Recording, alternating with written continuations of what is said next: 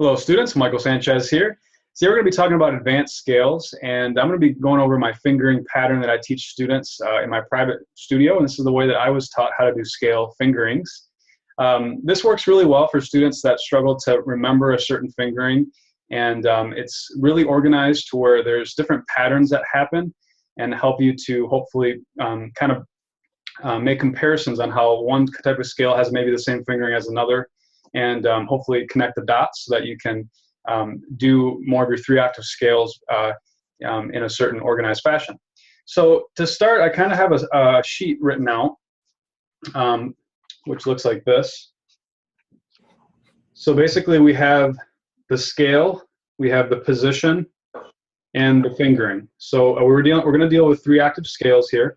So it goes from G major minor all the way down to F sharp major minor. So all these scales, all the fingerings are going to apply to both major and minor scales. So I'm going to show you guys my method, what I was taught, and maybe you'll decide to implement it into your practice. Before I start, I just want to quick introduce a couple instructors that are with us today. Thornton Klein, how are you doing today? We're going to unmute you here, so now you're good. Go ahead. Okay, it's great to be here today and participate, and it's an honor.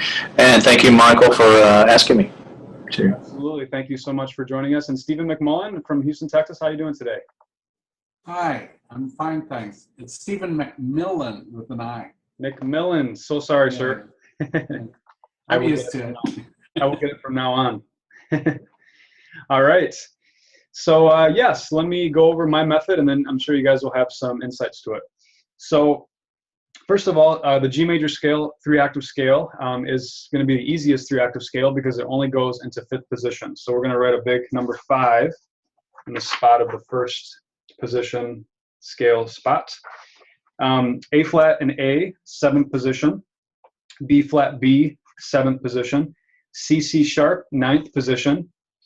D sharp, 9th position. E flat E, 11th position. And F sharp, 11th position. So there is our position for each scale, how high we're going up. All right, now to the juicy part of the fingerings. So what I'm going to actually do is teach you guys the fingerings, at least on this sheet, from the A on the E string. So the way that I do scales is that I always have students shift up on the A string, on the D. So they go 1, 2, 3, 4 on the A string in 3rd position, and then always go over the E string for the A. By the way, these stickers I don't need, but they're there. Sorry about that. So we have first finger on the E string in 3rd position is where I'm going to have all the fingerings on this particular sheet start from, right there. All right. So in the G major scale, and this applies to minor as well, the fingering is going to be 1, 2, which is in 3rd position, and then shift to 5th position, and 1, 2, 3, 4 with a finger stretch.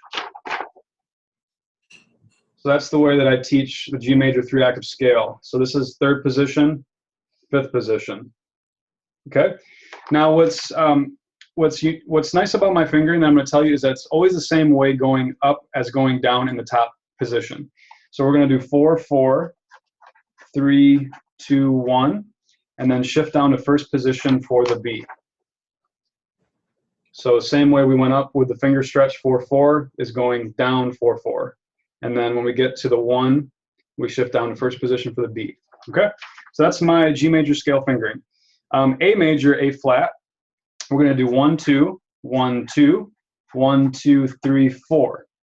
And then going down, 4, 3, 2, 1, 2, 1, 4. Okay? So we shifted from 3rd to 5th to 7th. And then went down in 7th, 4, 3, 2, 1, to 5th, 2, 1, to 1st, 4. Okay? So that's the A flat major, A minor. These all apply to majors and minors. All right. Next fingering, B flat B, I do 1, 2, 1, 2, 1, 2, 3, 4, 4. And then going down 4, 4, 3, 2, 1, 2, 1, 4.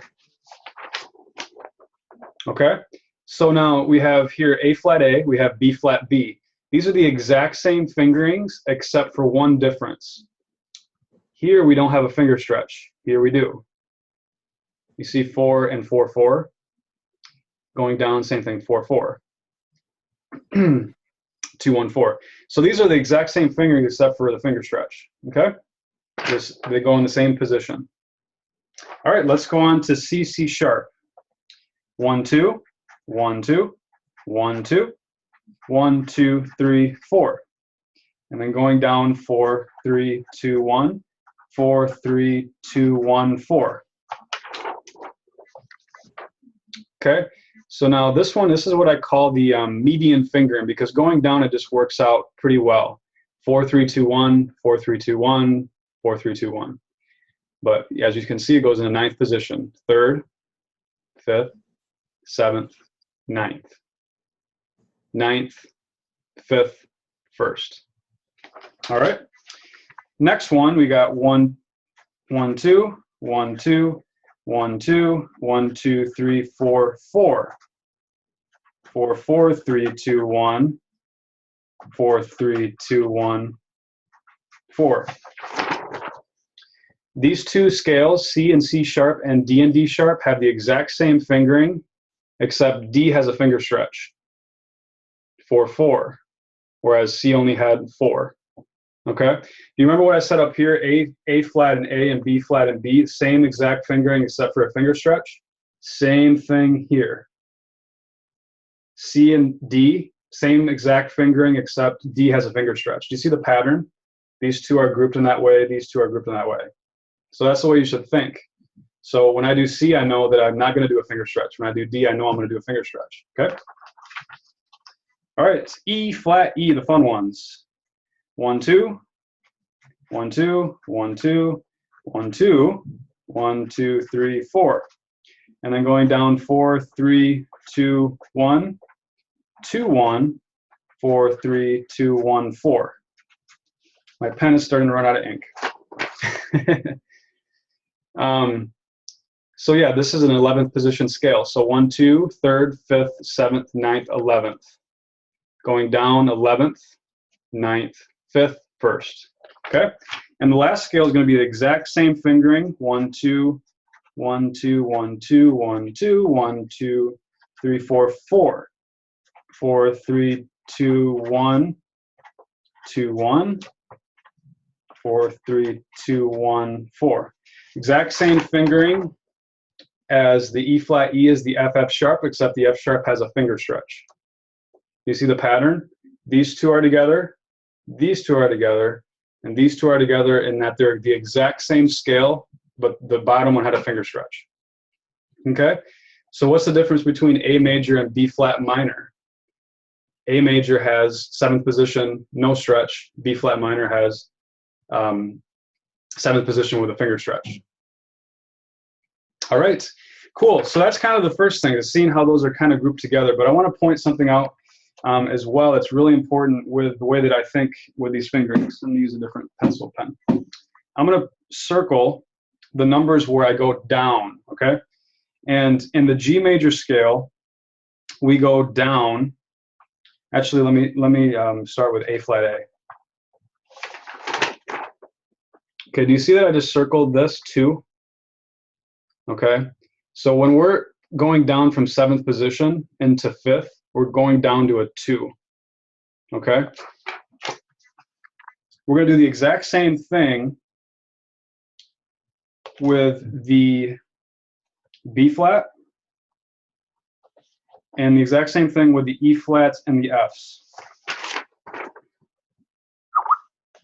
Okay, do you see how I circled the A flat, the B flats? We go down on a 2 from the top position.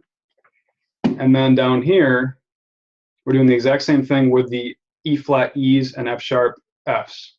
Okay, so when I'm going down from the top fingering, I'm thinking I'm going down to a 2 with these two scales and these two scales. Okay, now with these two scales right in here, these two I'm going down on a 4, not a 2, as well as G.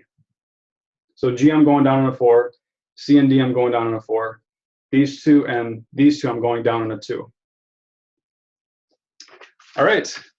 So that is my fingering that I teach students. That works for me. Certainly, there's a ton of different types of fingerings out there and methods. So this is only one of them. I see a question from the audience from Joe. Joe, would you like to quick ask a question? You just raised your hand. I saw that. If you want to chat the question. Oh, Joe's saying he's just starting to learn, so this is a little bit beyond him. So sorry about that, Joe. All right, I'd like to get to Stephen McMullen. Your thoughts on scale fingerings, what you teach your students. Well, it depends on the level of the student, but if we're talking about more advanced scales going through the positions, I concentrate on the whole step and half step pattern within the scale. So if you were, the simplest one intellectually to me is the pattern, if we start with the scale tone underneath the second finger. And I would recommend you try this little experiment, maybe start it in 3rd position. And use something that's very resonant on the violin strings, like a D major scale. So if you start with the first tone underneath your second finger, as I said before, you only have to make the mechanics for whole steps with your fingers. So your first stage would be able to play nicely in tune and smoothly across the strings using a fingering that, you know, is as foolproof as possible, whole steps only for the fingers. And then you might explore how using the same tone with a different finger assigned to it would alter the pattern of the fingers. So if you then went to a first finger for the same do, re, mi, fa, sol kind of pattern, now the half step, which was before taking place at the string crossing, is going to take place between the 3rd and the 4th finger.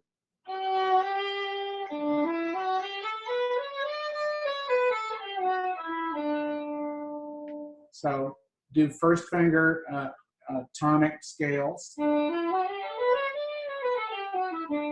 Switch to the second finger. Go to the 3rd finger. That now puts the half step between the first and the second fingers when you cross the string. And then, of course, the 4th finger pattern would be equivalent to the open string. The same fingers would be assigned to the same notes. It's just that in this case, the 4th finger is taking the place of the open string tones.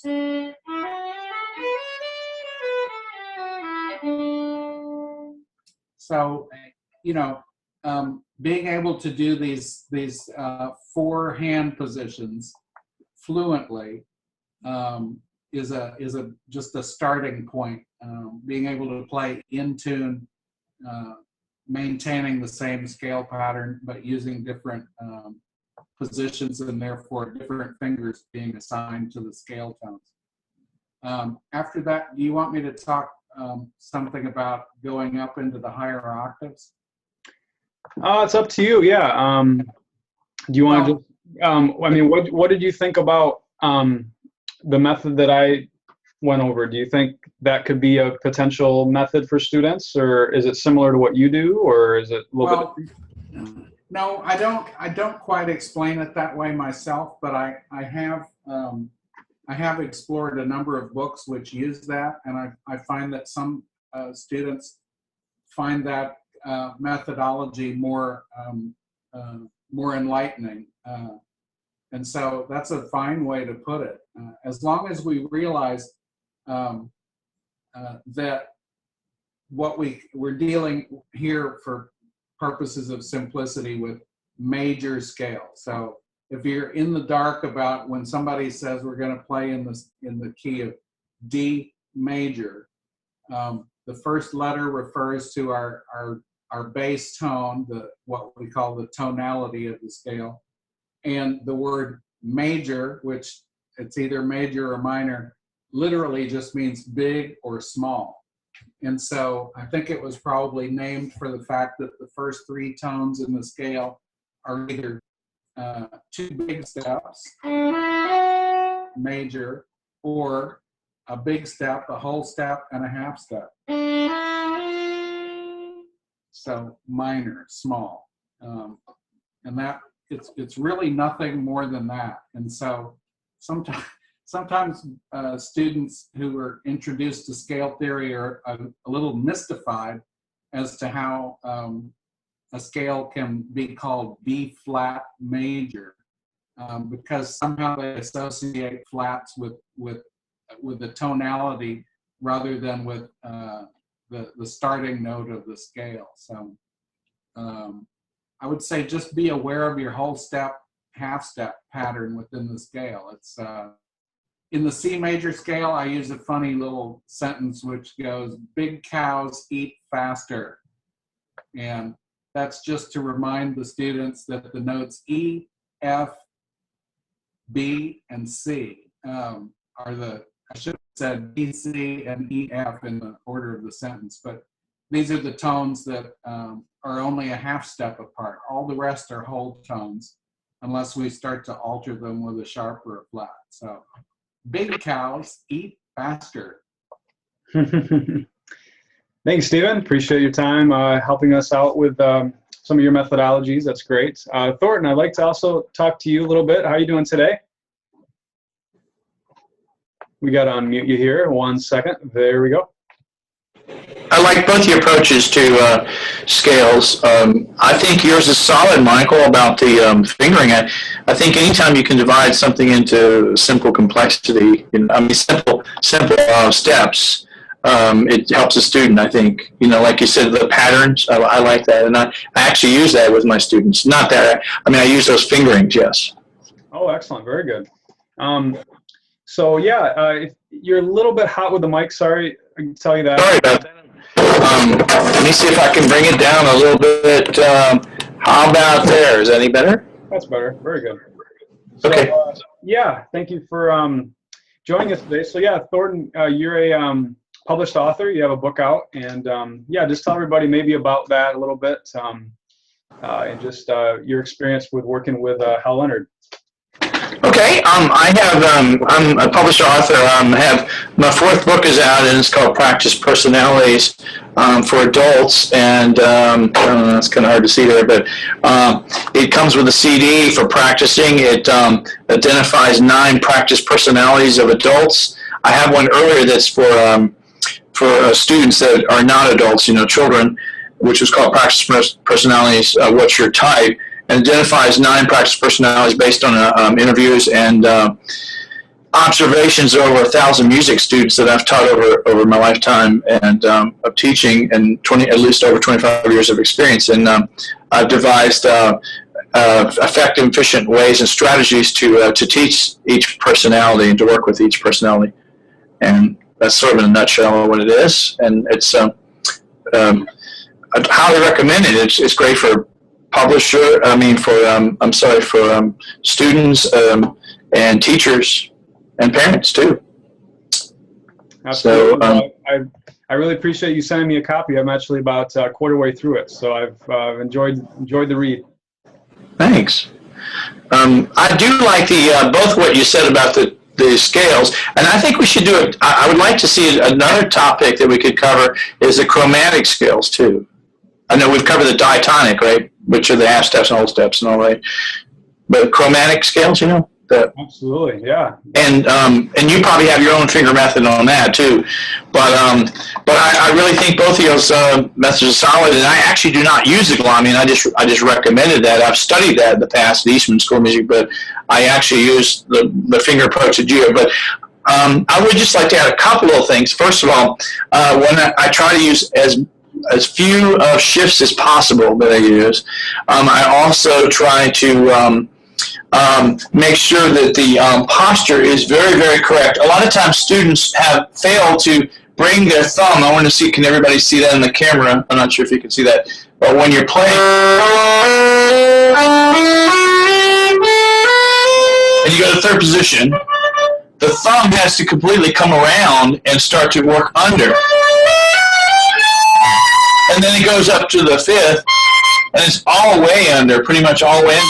But a lot of times people, students fail to do that. You've noticed that, haven't you?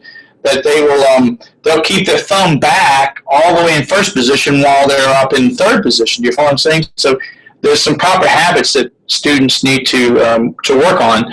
The other thing is, I've had a habit of this for a long time. I've corrected it, but it's very important to keep the fingers curved, particularly when you go into the higher positions. You know what I'm talking about?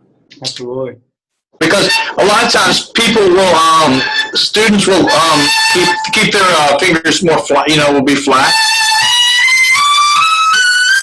And I'll call that an extension. You know the thing that you told me about, you said, I just call that an extension, 4 to 4, but everybody has a different terminology on that and everything. The other thing that there's a couple of little tips I'd like to add. I do not use any vibrato when I'm practicing because it obscures the pitches. You know what I'm saying? Mm-hmm. Like I play with no vibrato at all on the scales.